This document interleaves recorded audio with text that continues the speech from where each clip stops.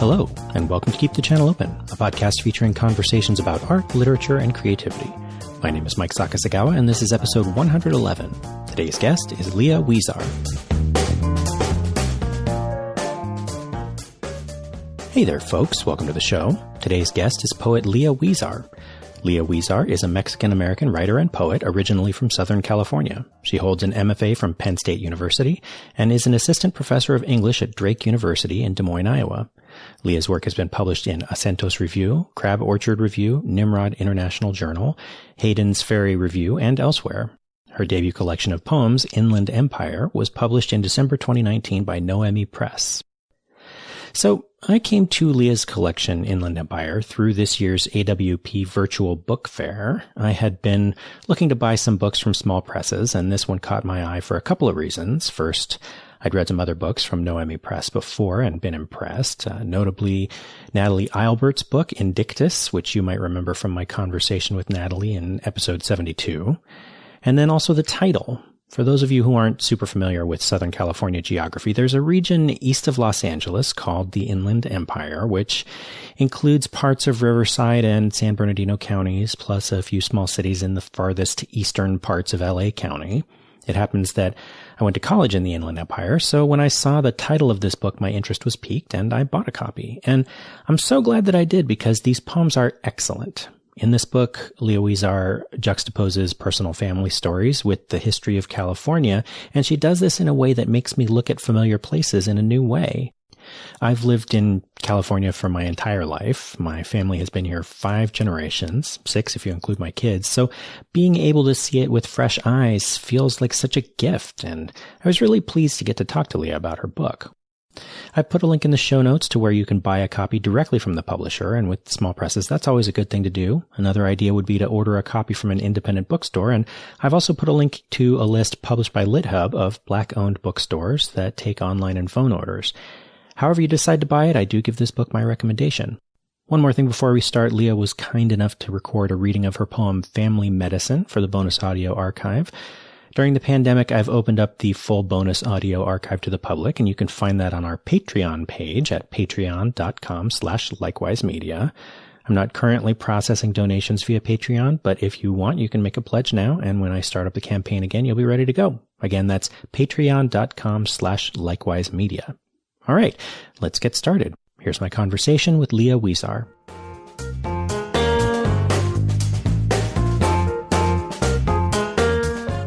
So I was wondering if we could start with a reading? Sure. So I was planning on reading Grandmother's Tongue, Inheritance, and It's near the end of the book. Grandmother's Tongue, Inheritance. Old and short and brown, she walks the same route as those in cars, and with heavy grocery bags gripped in her fists. She puts back the onion not on sale after all. She's rich beyond land-owning dreams and not telling. Within the fluorescent scene of a superstore, Grandmother and I shop for shirt cloth. She asks a fabric cutter, "It's like this blue, better more strong."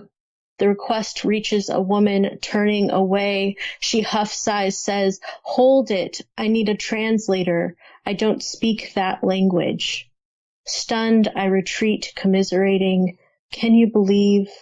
But beside me she saunters, arms over the bar of the cart.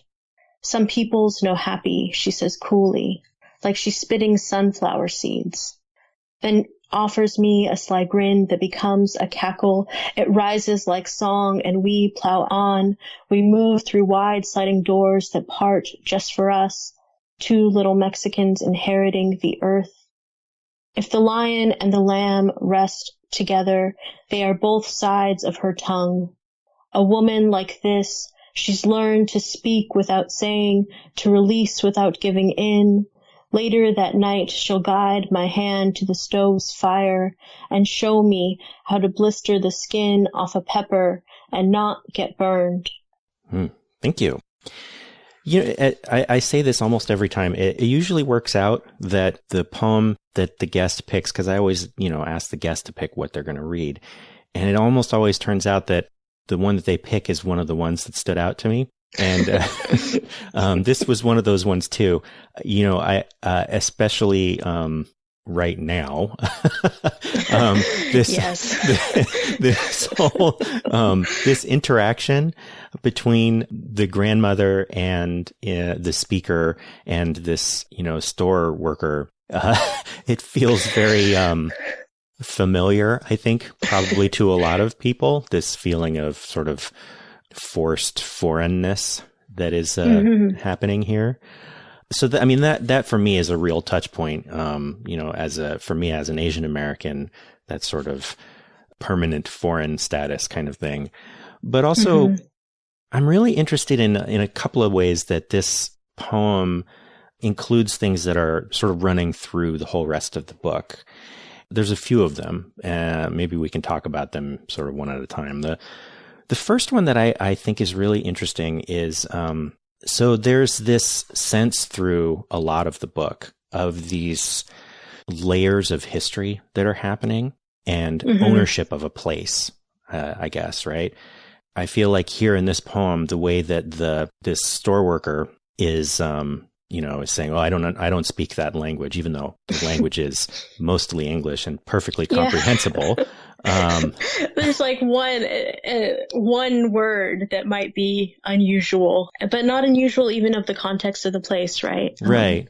And how many? it seems like in California. I assume that because the rest of these poems, almost all of them, seem to be set in California. Hearing the word pero or es is like, that's not weird in California. Yeah, exactly. I think that's what's so surprising or alarming. What this moment seemed to suggest to me, just how tenuous or fragile kind of those assertions of power are, right? That they could hang on the balance of a conjunction, right? Or encountering what is a very normal part of culture and society could be an affront. And then having that experience, I think, triangulated too, because there's the experience of the grandmother who has had time to build up resilience and build up a kind of response to those kinds of actions over a lifetime. And then the speaker who is still navigating how to live in this place that feels like theirs, and yet they can feel alien in it as well. Yeah. It seems like, even just the question of like immigration, when we talk about a place like California, which, I'm sure you know this, but I think maybe a lot of white Californians don't necessarily know, even though ostensibly we learn these things in school. But that, this was originally part of Mexico, and a lot of the Californios that lived here in the mid 19th century when it became a state, and, their families were here for a long time already. And yet this sort of sense of ownership that comes, with these things is, I don't know, it's very striking. Yeah. And the desire to kind of forget how layered the past is, and that it's not necessarily true that what California looks like today or who has power today is the same as yesterday. And even, of course, before Mexico's and Spain's colonization, there's indigenous people who live in California. So we have a much more complex story than we are often led to remember or believe, even though there's signs of it everywhere. If we live in California, we have streets, we have city names that reference this past. So our kind of forgetfulness about it is in some ways even more surprising. Yeah. This was sort of bringing me to, it's one of the first poem in part one of the collection called Santa Ana, where you're really sort of going through these different layers of people that lived here. Late in the poem, you're talking about some of the American names like Bixby and Irvine, who are putting their names on places in California later. But even at the beginning of this poem, the names of these people who owned the ranchos and who were given land grants by Spain were taking land that people already lived on. And that's here as well. So these different layers of of colonialism and appropriation. It's a kind of a hard thing to reckon with, I feel like, you know? Mm-hmm.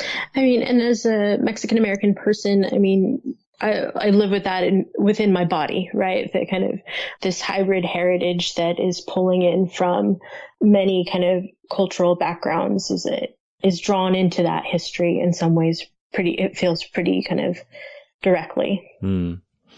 So the first part of the book is in two parts, and the first part starts with an epigraph that is an excerpt from Las Sergas de Esplandian, which is that book is sort of one of the main explanations of where California gets its name. Mm-hmm. And this figure of Queen Calafia, it figures in this excerpt, the epigraph, and it also figures in some of the other poems.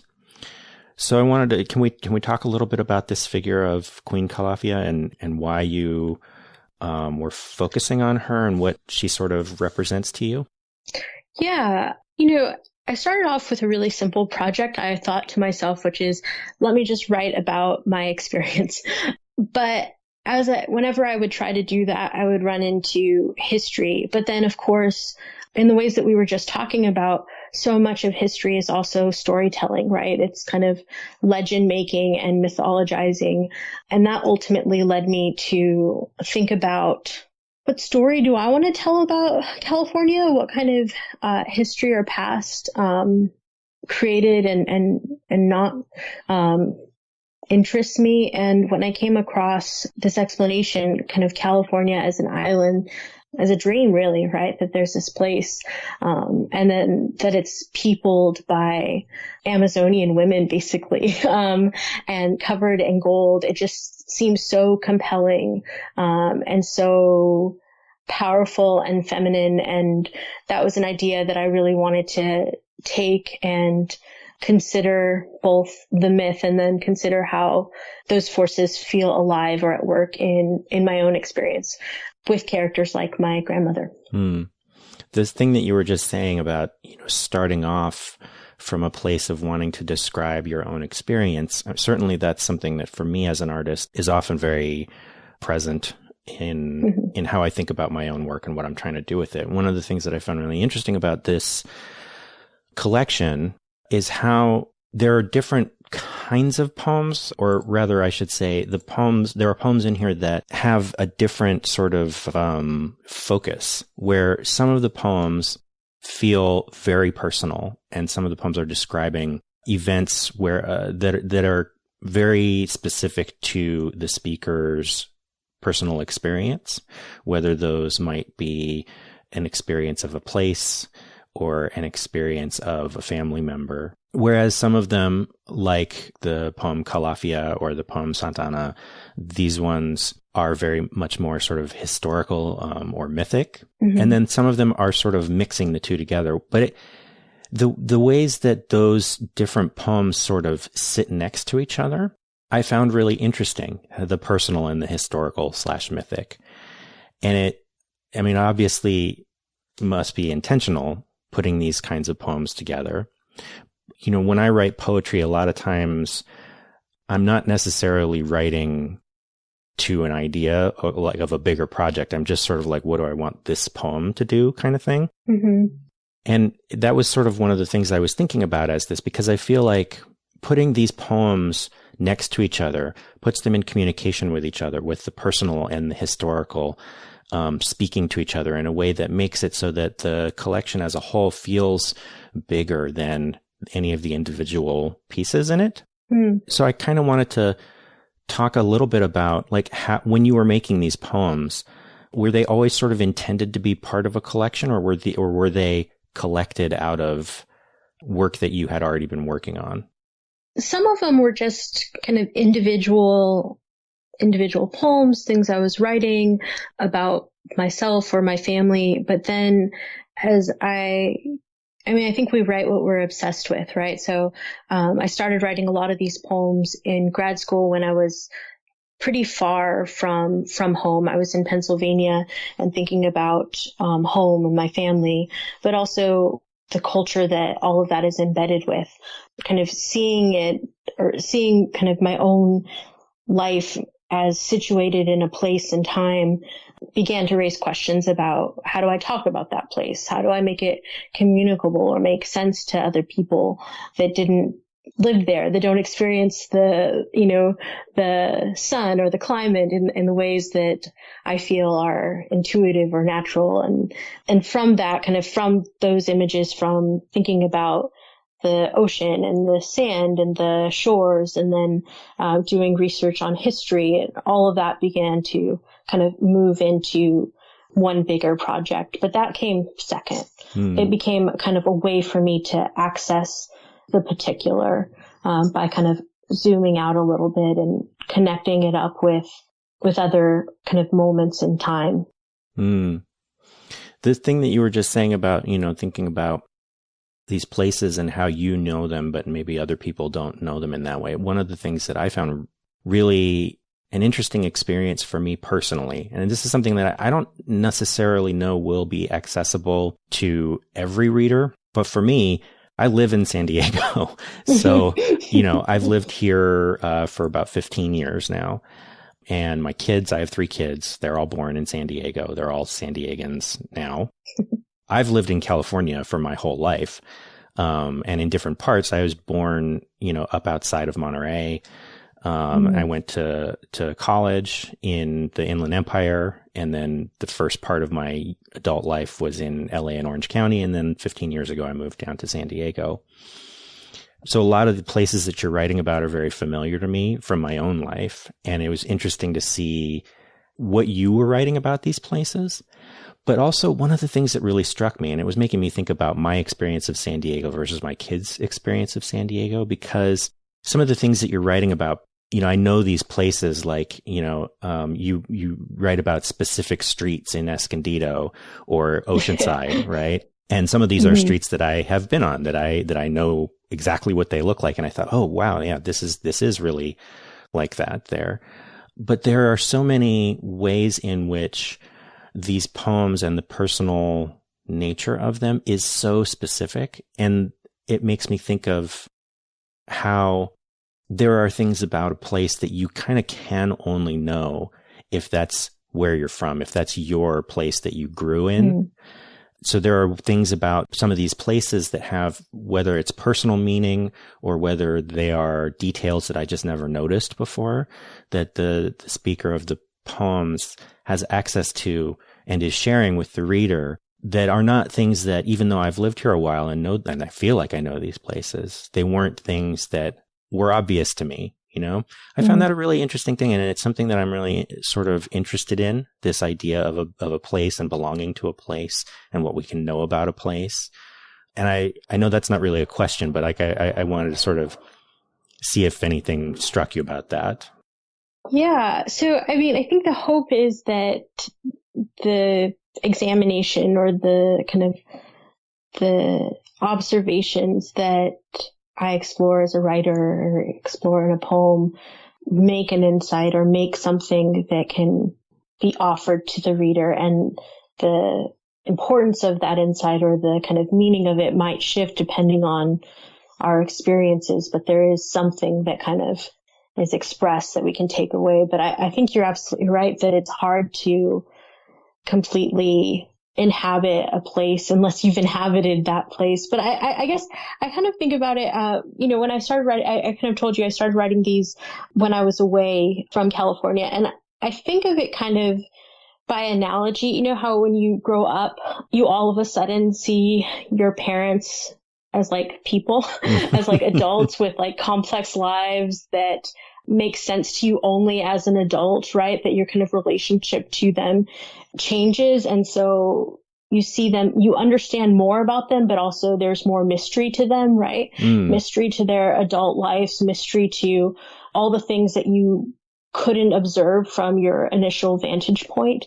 And so I feel in some ways that when I am trying to access Escondido or trying to access a place in Orange County or in San Diego, that I am returning to that, and I'm returning to it with a particular, right, like what I know, but also I too am trying to figure out something about those places. I too am trying to understand more and examine more. And I think that can be a shared or a joint effort in some ways with the reader, that we kind of enter these places, and I bring a little bit of my information, but then we kind of discover through language and through image and through observation. And I don't know that that's a complete work, right? In the same way that we might never know, we might never fully understand our parents. Like, I don't know that we'll fully understand all that we search for, but that there is something that we are jointly kind of uncovering. Yeah. And I feel like that sense of uncovering or like excavation, to sort of go back to these different strata of history that you're investigating, that seems to be in many ways the project of the collection. I'm interested too, like I mentioned before, that I'm originally from Northern California, but from a part of Northern California that doesn't consider itself to be Northern. Yes. California is a big place. I think people not from here don't know how big it is. But I've lived my entire adult life in Southern California, and leaving my town did give me, as you say, a different view of the place that I'm from, having experienced other places. But also, one of the things that I have found, and that some of my writing or my photographic work deals with, is this way that, leaving a place that when you come back to it, it's hard to say whether it's different or whether you're different, and it's probably both, but there is that feeling of things being different. And I feel like this sense of change, of this inevitability of change, for me, I often experience it as a loss. And I'm not necessarily sure that it's presented exactly with the same sense of loss or grief here, but there's something similar. This sense of things falling away, things of a certain sense of mortality or ephemerality is very present in many of these poems. It seems like this is an important aspect as well. And hearing you talk about, the way that your relationship to a place changes when you leave, it seems like it sort of fits into this sort of more historical aspect as well. And I wanted to sort of get your thoughts on that.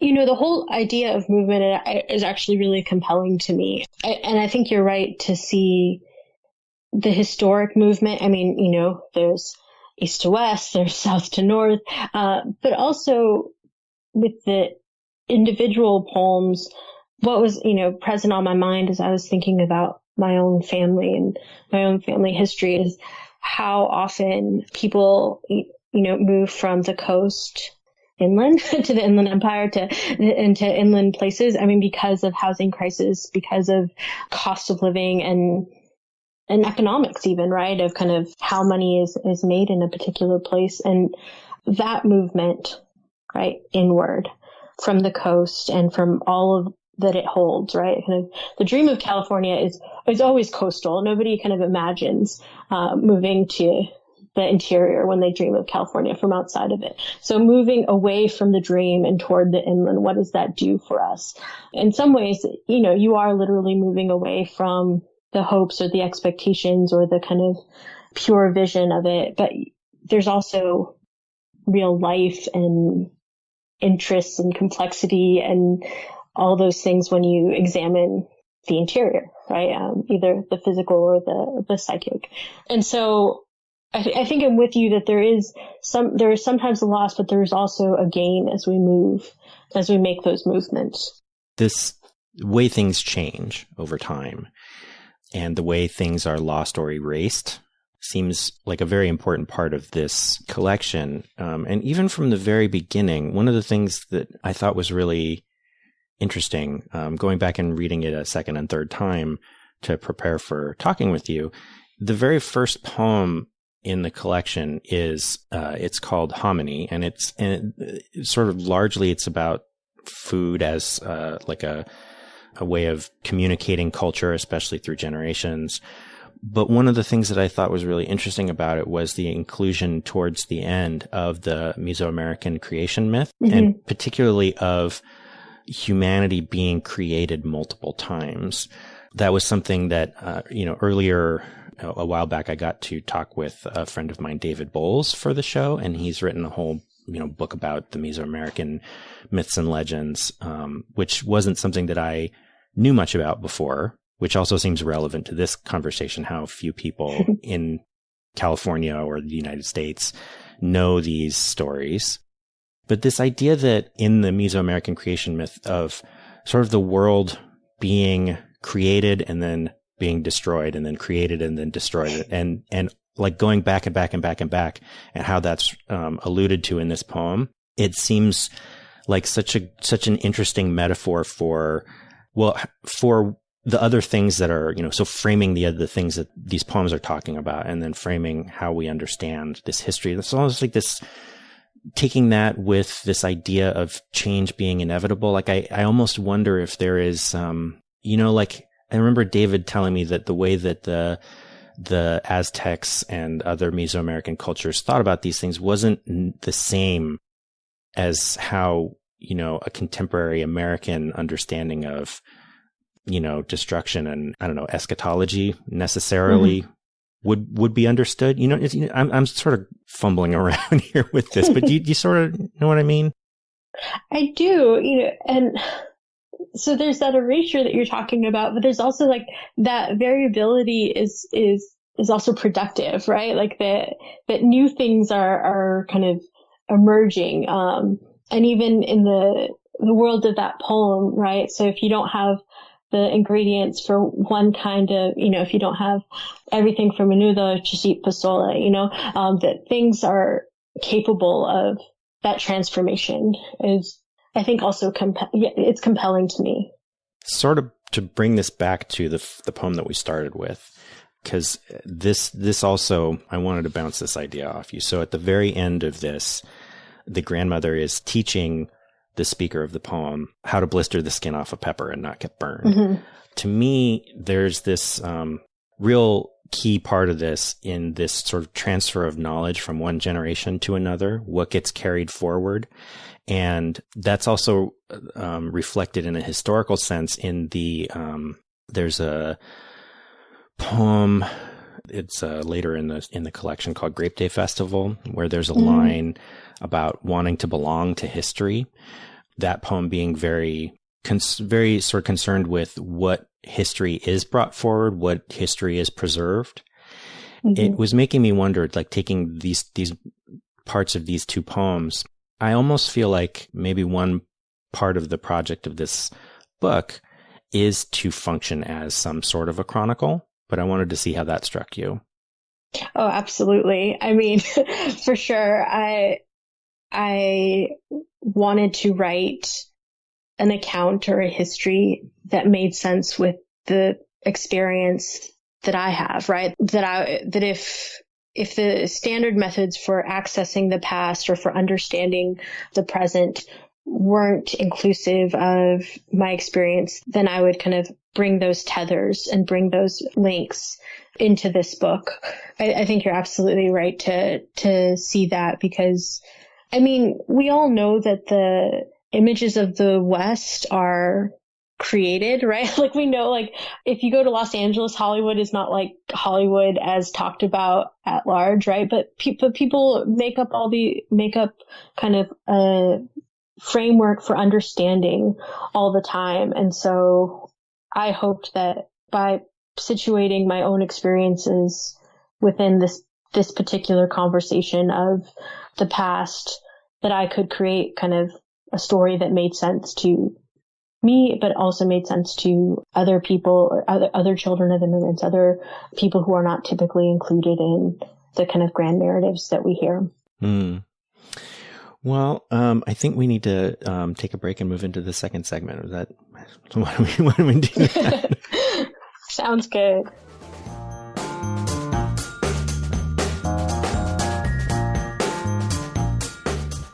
So for the second segment, I always invite the guest to bring a topic of their own, which could be whatever you'd like to talk about, whatever happens to be on your mind. So what would you like to talk about today? I was thinking we could talk about creative patience or endurance. So just as a little kind of background, I think that as creators, we get to talk a lot about imagination or inspiration, but I know that I don't often get a chance to talk about the slow process of making. I think so many things are immediate in our culture that I thought it'd be cool to think about the ways in which art or creative activities resist that, how it can take years and years to resolve a project or a series or a poem. Maybe you have some creative kind of projects that have needed a long time to mature or brew. So that's what I was thinking we could talk about. And yeah. Yeah, it is something that I think we as a creative community talk about less is, especially because there's such a focus on the stardom of young artists, like people who just sort of seem to come out of nowhere and fully formed. And it's a little intimidating sometimes to compare yourself. Like I've been working on such and such this one poem and it's only like 25 lines and it's taken me like 3 years to get it even halfway done kind of thing. You know what I mean? Absolutely. Yeah, it is a tough thing. I think most of my work does require a long time. I am a writer, but primarily I'm a photographer, and my photo series, almost all of them are long-term projects, where they might take 6 years or 3 years, or some of them have been ongoing for even longer than that. And it does require a certain sort of sustained attention. But yeah, there's something that I find much more difficult about writing than I do about photography. And I think part of it has to do with this sort of endurance that you're talking about. But so how do you, for yourself, how does this manifest in your process? Yeah, I feel like I am the kind of person that if something can possibly take longer, it will.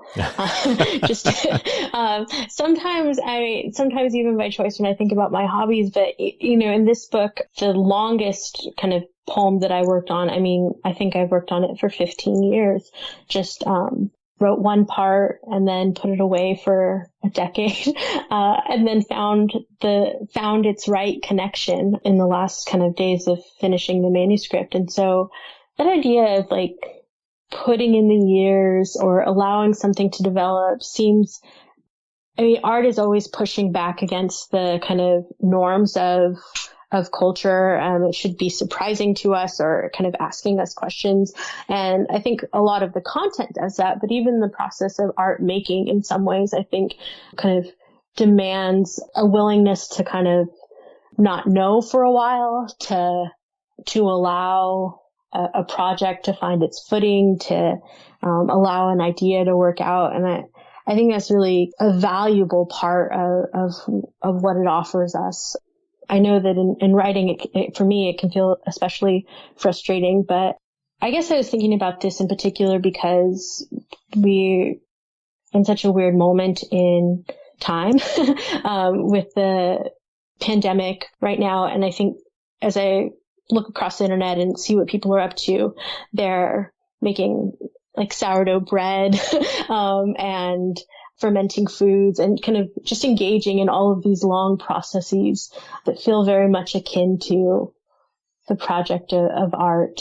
And yeah, I don't ultimately know what it means, but it feels important. It feels like there's something there. Yeah, it's funny. I hadn't really thought about the fact that doing something like a sourdough starter takes time and can't really be rushed.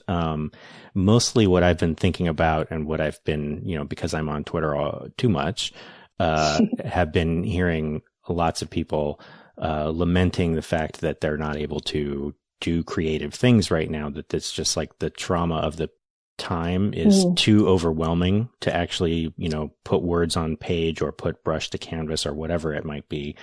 Except for the few people who seem to be super productive. But that thing about productivity, though, to me, it's the thing that makes the whole sort of slow process of art very challenging, because I mean, I guess it's sort of part of this is just the sort of commercialization or commercial aspect, the sort of market aspect of the art world, or the literary world, where it does kind of feel like if you're not constantly putting stuff out, that people forget that you exist, and there's so much pressure to constantly be submitting and constantly be publishing and all of these things. And some people are good at that, like some people can crank out, a new photo series every 6 months, or they can crank out a new book every year. Or in some cases, like one of the people that I talked to recently is the science fiction author who put out 3 books in the span of 9 months. And oh my gosh. That's like, I mean, that's a lot. And even they were saying, yeah, that's too much. But for somebody like me, where stuff takes a long time, like you were saying, like, some of the drafts that I have, saved in my Google Drive right now, they're not even long poems, and I don't anticipate that they will ever be long, but, I know they're not done. I know they're not good yet. They're not ready yet. And some of them have been sitting there for like 5-6 years. I'll come back to them maybe once a year and sort of tinker with them a little bit and then put them away again. And it's just like the most frustrating thing to feel like, oh, why can't I just get this out of myself? You know what I mean? Especially with all that pressure to publish. It's just like hard to know sometimes how to balance the sort of demands of the audience and the market versus like the demands of the creative process. I don't know. Yeah, in some ways, I mean, I think you're absolutely right. Some people are so good at generating work quickly and really good work. But I do think that it has to be a place, or that there is something really special about that poem that, that you do go back to over and over, and then something has changed, or there's a connection that only arises out of a life lived, years in the making. And then you see kind of, oh, that's what I need to finish that idea, or that is the connection that I've been waiting for 5 years or 6 years. It seems like one of a kind of a different way of seeing the world. And we probably need both. And I think that probably a lot of us feel maybe bad for the length of time because of those market pressures that you're talking about, but that maybe there are also opportunities to access something that we couldn't otherwise get to. Yeah. For me, I wonder how much of it is just like not that I get distracted. I mean, it's not that I'm incapable of focusing on things. And I do think that, that even, regardless of whether you're a fast worker or a short worker, that, people who don't do creative work don't always understand how much work it goes into it, like you mentioned inspiration being something that people talk about a lot, as though something just sort of strikes you and then it just kind of comes out. And that is rarely how it works for anybody that I've ever met. But this might just be me, but the funniest thing for me is that oftentimes the most productive that I ever am as an artist is when I am procrastinating on something else. like I might, a lot of the poems that I wrote, in the last several years, they happened because I was like very pointedly, like I was trying to work on something photographic and ended up procrastinating by writing poems. But there is, I think, maybe this way of maybe almost like tricking yourself into sitting down and doing the work kind of thing, that can be useful. Well, you actually also bring up a really good, I think, point, which is that sometimes art feeds off of art. So, I mean, you might be procrastinating from doing your photography projects, but you also might be building up something to give to your photography when you take those poem moments. I know that I find a lot of creative urgency when I read fiction, which is not something I ever write. So maybe that's a way to look at it. It's a generous way of looking at it. I find too that, this whole thing about inspiration and versus work or, taking time, one of the things that I find really challenging is not just giving a project the time it needs to mature, or giving myself the time I need to mature into understanding the work, but also one of the things that I find really interesting about my own creative process is that I have a really hard time constructing things. I always tell people I don't really have that much of an imagination because trying to write something fictional or trying to construct something as a studio photograph or things like that is really hard for me, or writing poems that are really narrative, but an invented narrative is much harder for me than noticing something is. So there's this,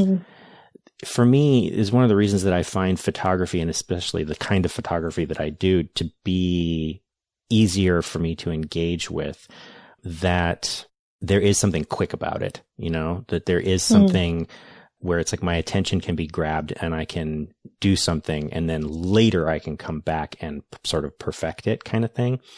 And it's the same with poetry.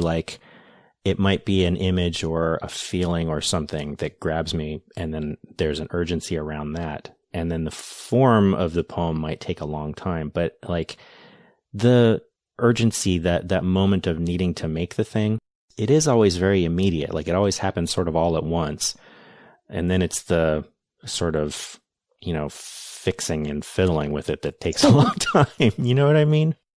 Yeah. It's you've glimpsed something, right? That you kind of it caught your eye, or you see it in a new way. And now you have to do the work of translating that, of writing it, or of shooting it. But that you've seen it, right? That your eye kind of accessed it. That resonates. Yeah, I don't know. I mean, I guess as long as the work is ever getting done, I don't know. But there is something kind of there's something that is kind of, it's not bad when stuff doesn't finish. I think sometimes artists can feel a lot of guilt about the work that they haven't finished yet, But I don't know if it still feels like the time spent on something, even if it never gets finished, it's still a useful time spent. You know what I mean? Yeah, it's practice, right? I mean, it's developing those faculties that we'll need at some point for the finished projects, for the maybe different questions that we'll ask in our work later. I think yeah, I mean, even failed projects matter for sure. Yeah. I hope so. Me too. Well, I mean, you ever look back on those projects and, or early writing, I mean, it can be especially unnerving when you look back on something and you think, why did I think that was good, or interesting or novel or any of the things that we might want. But then there's, I do try to be optimistic. I mean, there's the other side of, well, at least I know that now. Yeah. Some things changed. And it's me, it's the kind of creative person now versus then. Yeah. Yeah. The more excruciating, your older work is, that means the more you've grown since then. So if you can look at it that way. So there's one question that I like to end with, and that is, if there's a piece of art or literature or creativity in some form that you've experienced recently that meant something to you. There are two books actually from the classes that I was teaching this semester that were really important or useful to me this, these past months. One is if you like reading about Southern California, I really loved The House of Broken Angels by Luis Alberto Urrea. It's a couple years old now, but it's this big family drama that takes place in the San Diego suburbs, and it really thinks about belonging and outsiderness and grief and family, and it's just a really beautiful novel. It's just lovely. And the second book, if I can offer two, sure, yeah. Just as a book of poetry, I've been revisiting Ross Gay's catalog of Unabashed Gratitude recently, and I found that to be a really joyful way to spend these weird times. And so I would definitely recommend that to anybody who wants to just slow down and examine these really small moments in life and experience a little gratitude or joy. Yeah, that's important. It feels important all the time, but it feels a little sharper right now, maybe. Yeah, it does for me. Yeah, me too. Well, thank you so much for talking with me. I really had a good time. Thank you. I really enjoyed our discussion and just getting to think about art with you.